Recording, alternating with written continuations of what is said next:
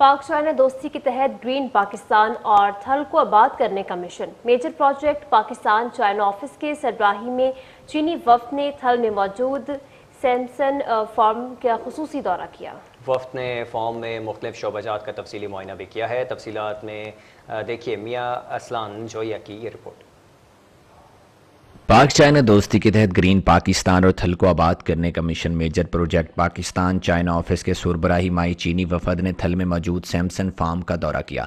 वफद ने फार्म में मुख्तलिफ शोबाजात का तफसीली मुआयना किया। दौरे के बाद सैमसन ग्रुप के सरबराह चेयरमैन समीउर रहमान और चीनी वफद ने बाज़ाब्ता तौर पर एक तारीखी और स्ट्रक्चर तावन के मुआहदे पर दस्तखत कर दिए।